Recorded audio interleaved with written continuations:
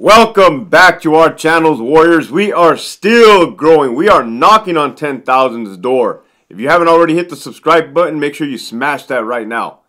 This one right here is going to be about the Investigative Services Unit, ISU, IGI, the Black Patches, the Goon Squad. A lot of you guys already know about them, but you guys want to know, how did we on the line feel about ISU? I was never in ISU, for the record, okay? It wasn't for the lack of trying. I applied a couple times.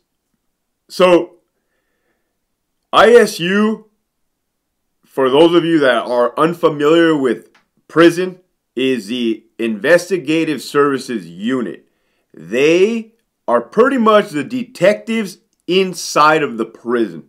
Alright, so if there's a crime committed, their job is to go and do evidence preservations, take the pictures, put the placards, interview people. Mind you, every line staff has the basics down pretty much.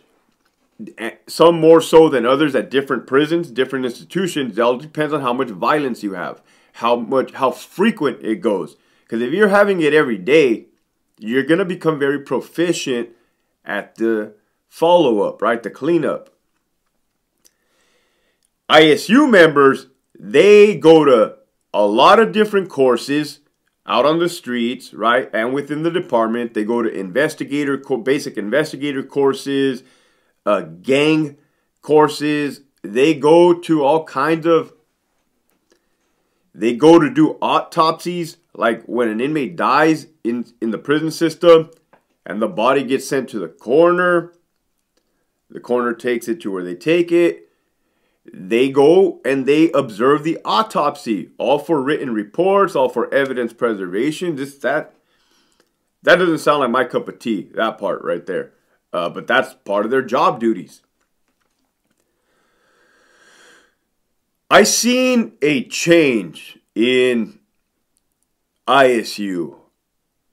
Remember, I came in 2006, the California Department of Corrections. That was a total of 16 years before I resigned. When I was brand new and ISU came on the yard, right? They had the black patches. They were, I don't know, they just seemed like bigger, like, right? Like there's males and females on the team. They just have this aura to them, this presence to them, like, oh shit, like, you didn't want, I believe even the inmates could feel it. Like, let me know in the comments if this is the case. But almost as a sense of respect, a sense of like, hey, you don't want to screw up around them. Like a little bit of get right in the atmosphere. Because they also had the potential at the time, and still do, to validate you as a gang member. Meaning that they can utilize stuff against you, such as tattoos, notes, kites, huilas, artwork, communications between individuals. They can use all of this information, and will use all this information against you to validate you as a prison gang member. It's common knowledge. That's how it goes. And remember, the goal is just fly under the radar, right? Nobody likes heat. So, a lot of those members in the ISU back then, they had a lot of time in. I'm talking minimum 8 years and above, roughly, right? 8 years, 9 years, 10, 15 years. So that came with the territory. You had that experience. Those ISU cops had the experience of working on the line. Now fast forward, I can't remember the exact year, but it happened. It happened at Centinela State Prison, because that's why the prison I started at. It's like they removed all the OGs, all the correctional staff that had experience, and they replaced them with a bunch of new people. There was a lot of changes in like the 09, 010, 011 time frame, right? I don't know what Sacramento was doing up top, but they were doing something. it's like they wanted fresh meat, youngsters, so that they can mold them to however they wanted molded. It's like thinking for yourself became frowned upon. That's what you had. You had all these young people in there, like some of my peers. I didn't have much time at that. I had like 3 years in like '09. But they were getting put in there. And people were making jokes like, oh, that's a 700 club.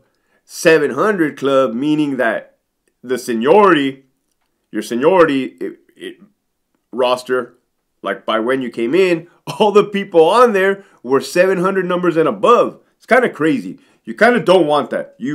Actually, you don't want that. You don't want new people there. Who's going to teach them? Who's going to school them? Right? It's like the blind leading the blind. This is something I've seen over and over again. Even that in itself is, what can we do, right? It is what it is. But a lot of these people, when they get the black patches, and I say black because our regular patch is gold, yellow, gold. These were subdued. These were black thread. Something happens to some people, not all, that it goes to their head and they think they're a somebody. They think they're bigger than what they are. I talk about people who think that they're somebodies. Well, the way it showed was that when they would come to the yard, like where we were working, like we would kind of say what's up to them and they would kind of blow us off. Like if they were too good for us, like if we were beneath them. I'm laughing because of where this story's going. So it's like, all right, cool, I see how it is. Like, whatever. But none of these spots, and this is a good message right here, none of these spots, positions are ever permanent, right? So if you're brand new and you're watching this and you think you made it, you think you've arrived somewhere, write it out. You'll see. So, yeah, things change, people change, supervisors change, managers change, so they always wanted their own crew in. So a lot of these dudes would get the boot. Well, when they get the boot, they have to come back to us. So how do you think we treated them? It's like we ignored them. We ignored them. We even made comments like, oh, now you want to talk to us? It's just not, it's not a, like, good look. Right, so don't do that. Don't ostracize yourself by your own doings. So,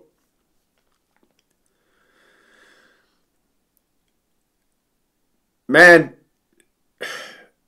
so it being new and inexperienced, I saw that change where the inmates on the facility no longer had that aura for them, no longer had that respect. Like before in the past, when ISU would come in a building, these inmates would start whistling, right? Whistle like, shh, caminando, right? Front to back. So they would whistle, give heads up, like a warning, right? You see in the movies, like, well, they'll release the pigeons and the pigeons fly up, meaning hide all your shit, flush your shit, your dope, your weapons, your kites, because here comes the goon squad. Man, fast forward to Donovan, these dudes ain't be carrying, man. They'll probably be smoking weed right in front of these ISU cops because there's just blatant disrespect. Like, what are you gonna do? Right? So it's changed. That part changed. And that's how we felt about it at that time. I'll tell you, a lot of things didn't sit right with me. I was at Donovan, right, towards the end, RJD, and a lieutenant, and I told you guys that they pretty much handpick people for those positions. Well, I'm not going to get into details, but a person with 4 months in the department got put on ISU. 4 months in the department, meaning they probably went through like 3 months of the academy, and now you've been at the prison 1 month, and they got put on the ISU. We're like, no way, absolutely not. And I had that rapport with the troops, right? So I could hear it, I could see it. I was feeling it myself. Like, what? mind blown, right? Like, no way. 4 months in the department. No way. Not going to happen, right? So I had seen the warden in passing, the former warden. And this is what I didn't understand. Like, I'm like, hey, sir, like, hey, I normally don't do this, but you just touched down at RJD. I think you should know that there's a person in there with 4 months. Like, that's your unit. That represents you. And this dude doubled down on the choice or whatever. I'm like, cool, I'm out. Like, you can have this sinking ship. Like, person didn't last long in that position. But needless to say, like, this is the direction that everything took, right? The aura, the respect, man, you guys get it what I'm talking about, but it lacks, right? I'm only speaking for the 2 institutions that I've been at. You do have good people on those teams, right? This isn't a blanket statement. I'm just saying as a whole, right? Like as a whole, but there's even good supervisors on those teams, right? One in particular schooled me. He was my sergeant. Very good dude. Marine as well. So, yeah, man. Anything in life, whatever you approach with the right mindset, you can't think you're better than anybody else, right? You can't change up your demeanor. Like, yeah, your duties change, your responsibilities change, but as far as your personality is your personality. You shouldn't be changing up, right?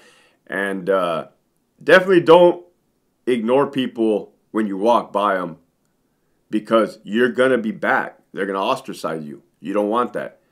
Not being talked to in a correctional career is not good. A lot of you guys have a long way to go, right?